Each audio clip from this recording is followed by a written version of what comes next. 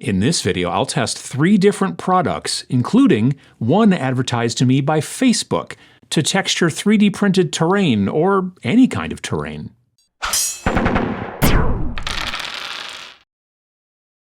I love a good-looking game board with excellent terrain. I also love skirmish games, which usually have more kind of dense terrain on their boards than army-style games do, because army-style games, you need room for the armies in between the, terrain features.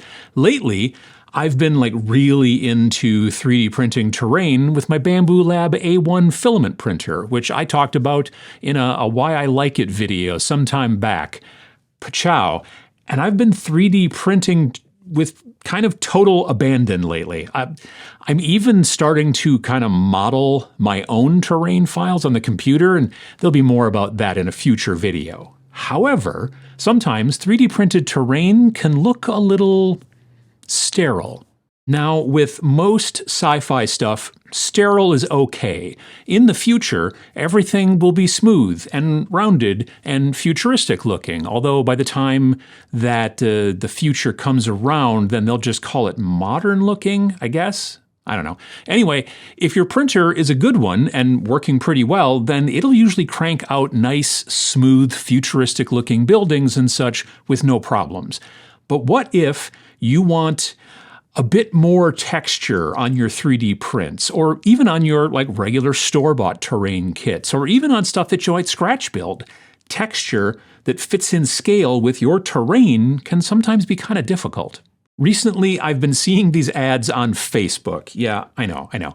For this stuff called Sculpt Coat. It's billed as a texture that you can put over your filament 3D prints to make them look like stone and not like filament, I suppose. It's a powder that you mix with water, and then you spread it all over the print, and then it dries and hardens up, and then you have a cool stone thing instead of a cool plastic thing. I watched some of the videos on their YouTube channel. I did a little bit more research as well, also on YouTube, and there frankly wasn't actually a lot. But then I decided to pull the trigger and give it a try anyway, although it was kind of pricey. Now, as I said, I'm trying to learn how to model terrain, in the computer in 3D for printing, right? One thing I've noticed while buying and printing other people's terrain is that skilled modelers will build some texture into their files if it's warranted, right? You'll notice in this sci-fi cyberpunk newsstand from Corvus Games Terrain, you can find a link down in the description below, that everything is very smooth and futuristic, and without much texture. This is intentional, and you can also tell that this is intentional when you look at his Trench Crusade terrain, which is, again, also by Corvus Games Terrain, and see all of the interesting textures and all that kind of stuff built into the sculpt of this piece of terrain. But what if you want to add texture to a piece that doesn't really have any in, the STL file, right? Either because you want it to look more grungy and less kind of smooth and futuristic, or maybe there is some texture, but you'd like there to be more and accentuate it, right? Well, my hope was that this $24 pouch of powder that finally showed up in the mail would be able to solve my problem. I was kind of surprised by it seemed like such a pricey thing for such a relatively thin, skinny little pouch. So before I started using it, I was already thinking about looking for some alternatives and putting them to the test. So I went to the arts and crafts store. I remembered seeing somewhere that there was a new kind of Mod Podge that had come out in maybe 2024 or 2025. Mod Podge Texture Coat. I wanted to try it out, as Mod Podge is generally good stuff that us wargamers have been using in terrain projects for thousands of years.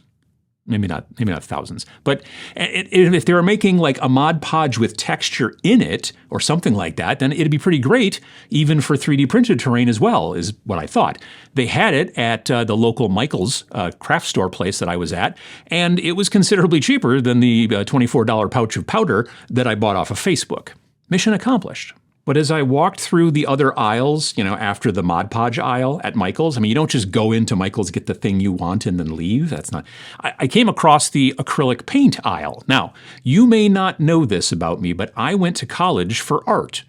Admittedly, I focused on photography and graphic design, but the art program at that school required that we take tons of other art classes outside of our emphasis area. So I ended up taking drawing and printmaking and pottery and metalworking and painting, like on a canvas attached to an easel, holding a palette and wearing a beret, the whole thing.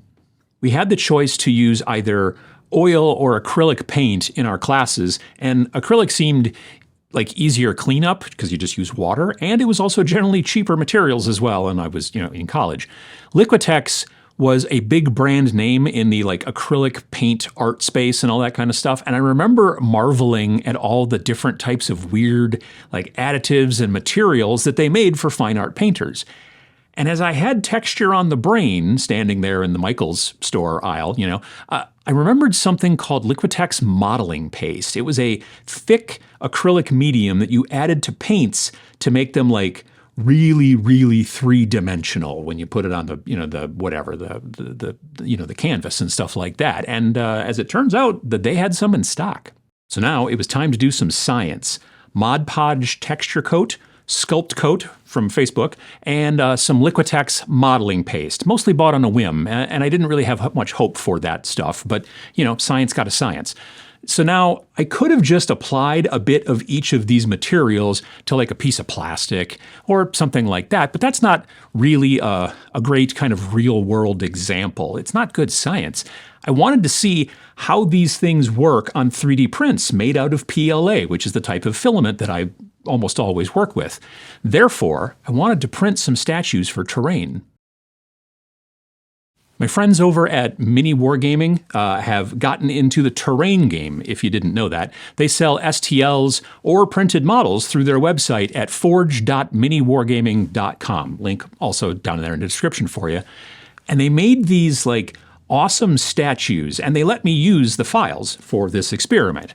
I printed 4 of the same statue using the Bamboo Lab PLA basic filament. I wanted 1 statue for each of the 3 materials that I was going to test, and then a 4th control statue that I wouldn't put any texture stuff on. It's very scientific. Once they were printed, it was time to start experimenting with the textures. I started with the Sculpt Coat powder Facebook stuff.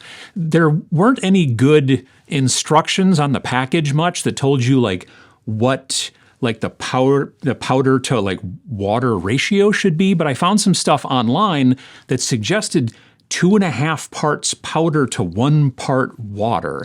That seemed like way too much powder, and I thought I'd go through this kind of $24 pouch pretty quickly if I used that ratio there. So I used more water instead. And then that turned out that that was a bad idea, as it was like way, way too watery and wouldn't even stick to the model at all or anything like that. So then I had to add more powder and get it a bit thicker. And then I ended up mixing far more of this stuff than I had intended. I applied it with a like stippling or stabbing motion, and I used a super cheap brush called a chip brush. These are like really super inexpensive disposable brushes that you can usually buy in packs at craft stores or even hardware stores. They kind of almost look like house painting brushes, but you shouldn't paint your house with them. This one was a 1/2-inch brush, which I felt would give me more control as to where I put the texture somewhat. Like if it was a really big brush, then I would be getting it everywhere. But this little 1/2-inch, I feel like I could get it in the nooks and crannies that I wanted to, and it was going to be a little bit easier. Probably I wouldn't use a good brush for this technique. I wouldn't be using one of your, fancy schmancy expensive brushes, or even like a crappy brush. I would honestly just, you want to stick with something that can get ruined, because this stuff will potentially ruin your brushes unless you kind of clean it up with warm water like right after you're done doing it. The trick I found is to keep stabbing if you've, put it on too thick in one area, and then just keep spreading it around that way. I wouldn't brush like back and forth too much at all. Honestly, it's not a good idea because you're just going to get weird streaks. But I wouldn't go like you're painting like you would normally paint, like, back and forth. The stippling motion works the best, especially to help kind of enhance the texture, the down and up and all that kind of stuff.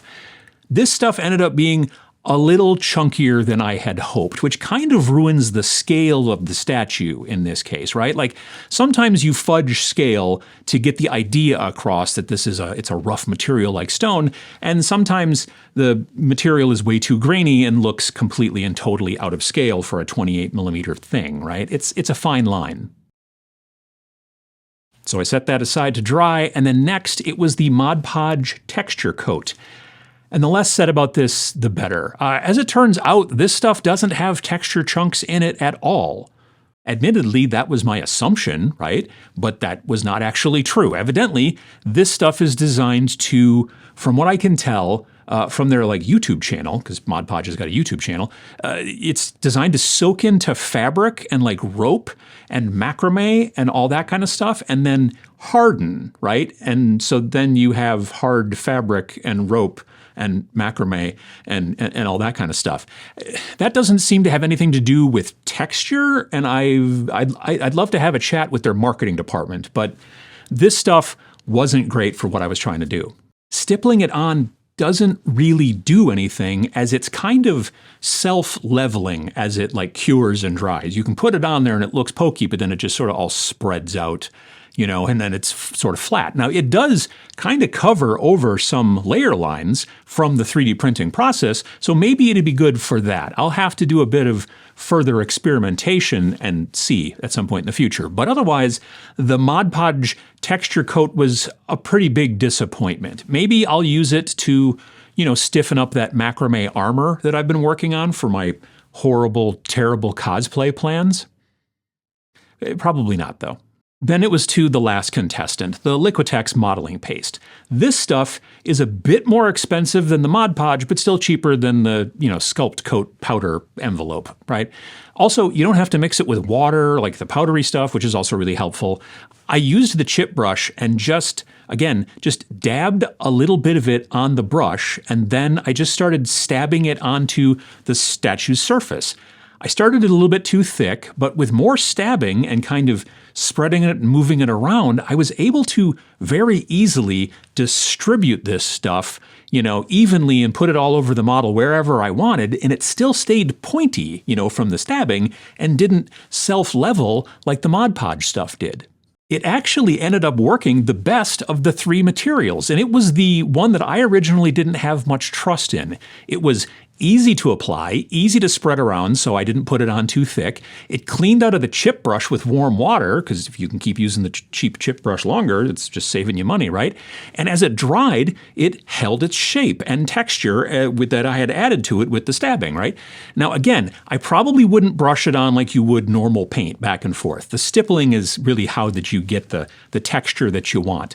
Also, the more you keep stippling in the same area over and over again, the smaller the texture seems to get as you keep doing it, which helps with our scale issue from, with the Facebook stuff. I let the statues cure overnight, and then the next day I primed them with a matte black airbrush primer from the Army Painter. Then I gave them a very simple kind of downward zenithal spray of uniform gray airbrush paint, also from the Army Painter, which really helped to show off the different textures. Zenithal over dark shows the texture a lot better. And then after that was all done, to help even more, I then dry brushed ash gray over them at the end of the kind of process there with a big soft makeup brush, really mostly just brushing down, not necessarily brushing up, that kind of thing.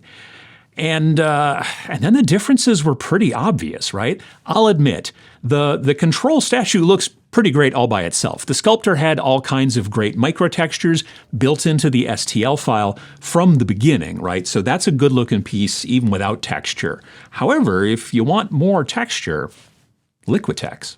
The Mod Podge, unfortunately, really didn't do any texture work at all. If anything, like I said, it possibly obscured some texture. This might work if you're looking to get rid of layer lines, but Otherwise, I'd kind of steer clear of that stuff. Also, I'd tell you to save your $24 and not get an envelope of powder mailed to you from Facebook unless you like really, really want some like chunky texture, right? Due to the powdery nature of the material, you need a lot more stippling and stabbing, but that doesn't actually equal smaller chunks. It just helps it to spread around, but the chunks are still kind of big. Whereas with the Liquitex modeling paste, more and more stabbing makes a finer texture, right? And it does it really, really well. Plus, and I found this out kind of towards the end, once it's fully dry, the Liquitex, then you can even come back and sort of sand it to soften the pointiness of the texture a bit, but still have a kind of a texture that looks almost like that stuff that they put on drywall and then they kind of spread over the top of it. It gives it's bumpy but not as pointy when you look at it really super close. And I like I said, I discovered this later. So if you've been wanting to texture your 3D printed terrain, or maybe even your non-3D printed terrain, or, maybe even putting a cool texture on your Chaos Knights, or like whatever kind of bigger model, a Nurgle monster or whatever, I don't know, to make it look like it's really bumpy, then head over to your art supply store or Michael's or, whatever, and get yourself some Liquitex modeling paste and some chip brushes. If you don't have any stores like that near you, then you can also just follow the Amazon link down in the description below. Do you think that you'll try this stuff out, right? Like, do you think you might give this a try? Or do you have a texture solution that you already use and that you think that you would prefer? Let us all know down in the comments below. And while you're down there, there's a like button. It would love a little bit of depressmentation. I would also love it. It helps the channel, and it helps people find out more about cool textures that they can put on things. Lastly, while you're down there, there's a subscribe button. Then you can see more videos like this every single Friday. It's free. Thanks for watching.